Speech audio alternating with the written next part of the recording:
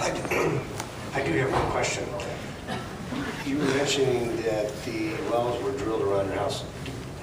Were they residential houses around it? Yes. Did you live across a park? I mean, who had the well drilled on their property that you're referring to? Was it a resident, or was it the city, or what was it? We live in a residential area where, as Tish said, most of the homes have maybe a half an acre or something of property. But across the street from me was an open area of 13 acres. And in order for the drilling company to get the acreage that they needed, they had to get city acreage anyhow. They would have had to cross streets. So they took the easy route. They went for the 13 acres and the houses that perimeter that. Okay, so the city is in on that, and let me think, maybe about 15 houses, maybe? 14. 14 houses, okay? In a lot of other areas, though, you may have more homes involved in that.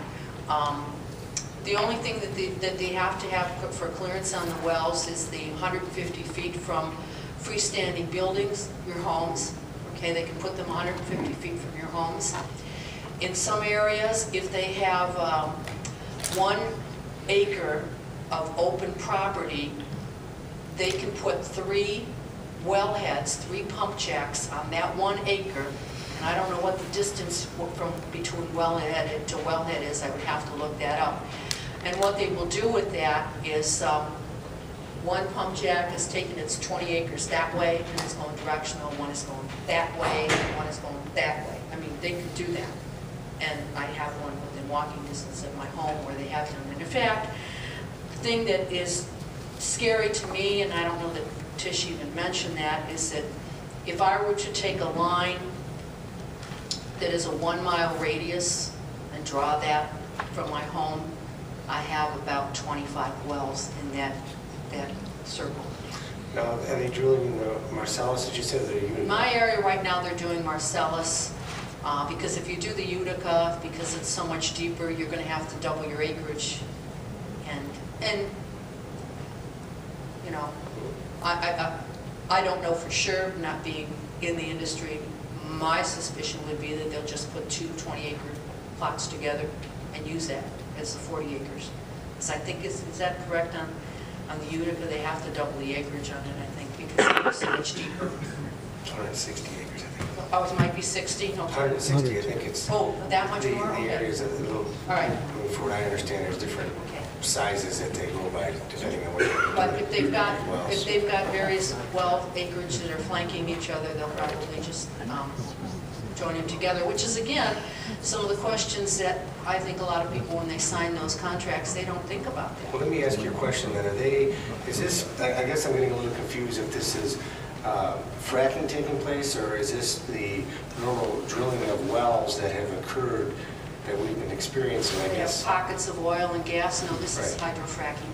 Is it? Okay, because I know that... Where they inject the brine into the rock layer, and it cracks the rocks so that the petrochemicals can seep out. Sure.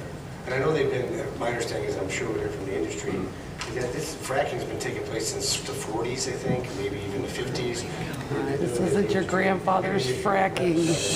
But it's been going on for a long time, so I'm just trying to get an idea of, you're giving us a story, so I'm trying to extrapolate the emotion from the facts to make a determination on what is actually going on, and then hear from, I guess, the industry to figure out the same thing, and then from the academics to figure out what you indicated about the chemicals and all that. Is, Tish, would you know, is fracking that old? I don't think it's that old.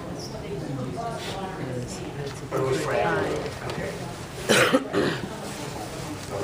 Well, because we're talking about fracking, and I guess I just want to be clear, it's really not the fracking that we're talking about, it's the chemical. Okay. To allow them to go so deep. Okay. Well, that's all the questions I had. Okay, hang on. And then otherwise, shale, unless it's compromised, is a very sturdy, impermeable rock. It's why in old days, they've been probably since today, they used it as a roofing material. I have it on my house. Oh. I guess, I don't know. And Or sidewalks. I have a clarification, too, of what you were talking about, the house. Am I correct that when you reference somebody who tried to sell their house, couldn't sell it and they moved in the property because of the property value. Because Property of value. the, Was that article, was that in the plain dealer that people moved to Oregon? Am I correct in that? Yes. Okay, that was a plain dealer article? yes, Okay, because I have read also that if you're in certain proximity to the wells, that it does have an impact on your property value and your ability to get a mortgage or to refinance it. and I want to point out in that instance, the people that lived in this woman's neighborhood, they did not realize that they didn't own their property rights, or mineral rights, I should say. They did not own them. Right, right. And that's something that boy, man, I ran to my deed really quick. All right. Thank you. Appreciate it. Thank you.